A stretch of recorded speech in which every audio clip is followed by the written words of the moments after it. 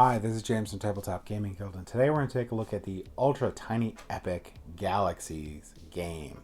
This is published by Gamelin Games and designed by Scott Alms. Let's go ahead down to the table here. I'll show you how to play this game, and we'll take a look at it. And then we'll come back and I'll give you my final thoughts.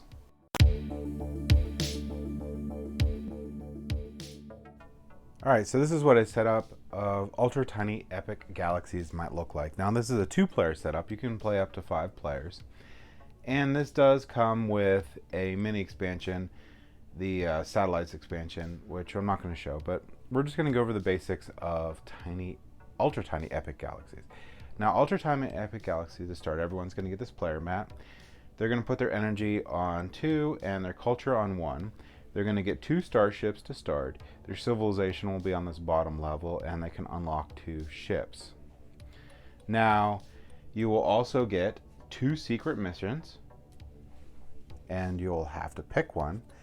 And these are going to be bonus points that you could get at the end of the game. After you pick one, you'll go ahead and slide that onto your board. Let's say I pick this one right here, and you'll check that at the end for bonus points.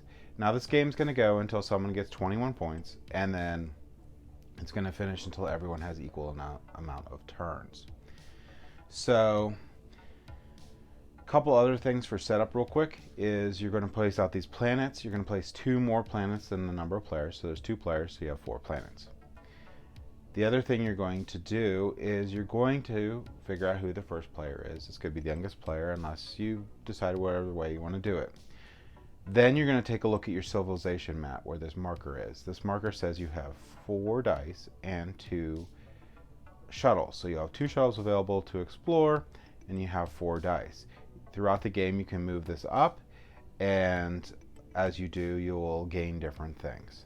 So to start at the game I have the 4 itty bitty dice.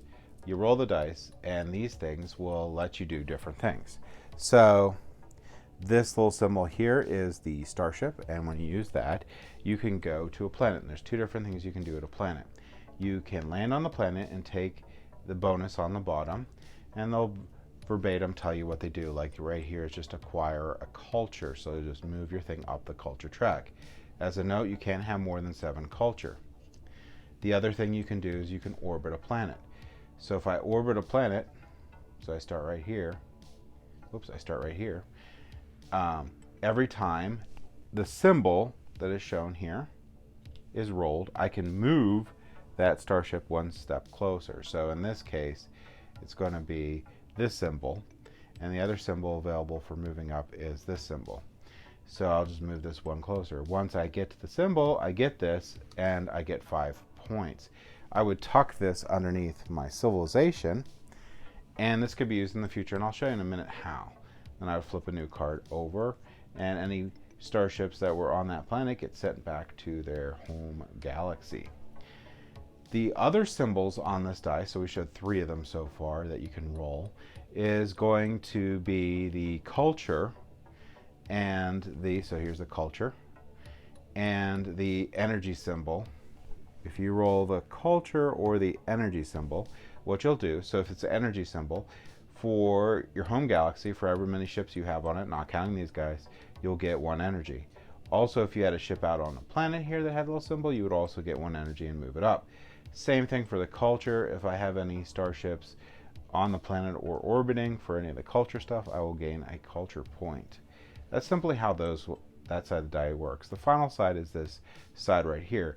And what this does is this is going to let you be able to increase your size of your empire. And the way you're going to do that is you're going to take a look at this right here, and that's how much it's either going to cost an energy or culture to move up. So this one will be 1.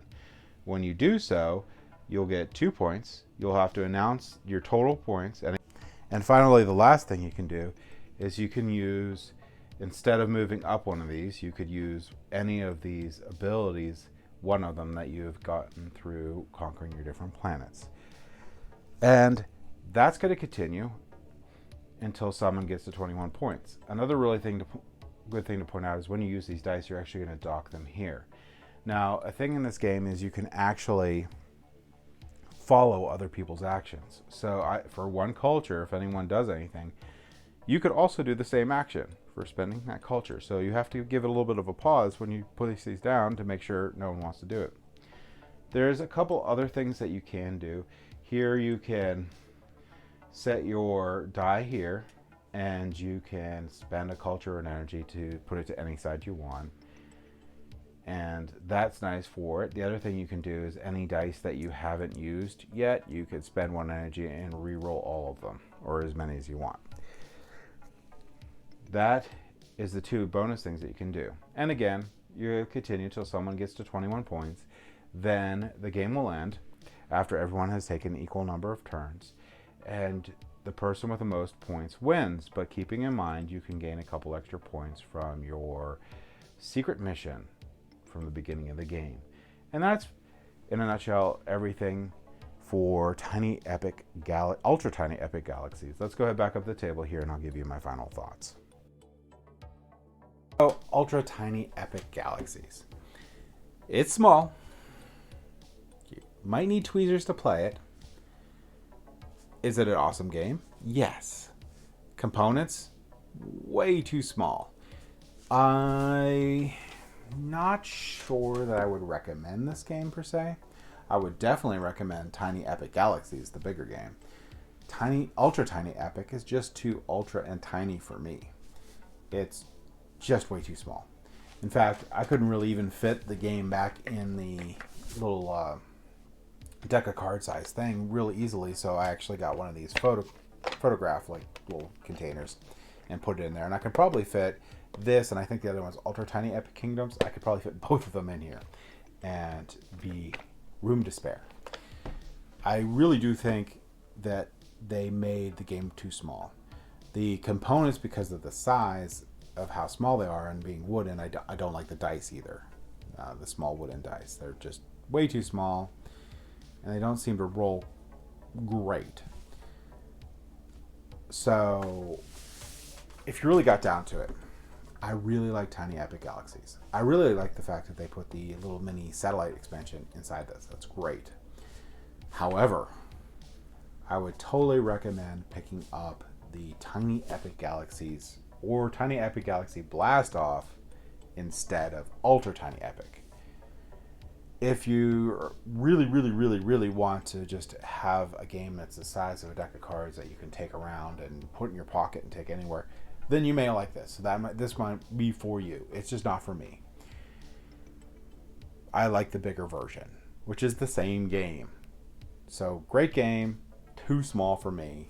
And that's my thoughts on Ultra Tiny Epic Galaxies. Thank you for watching.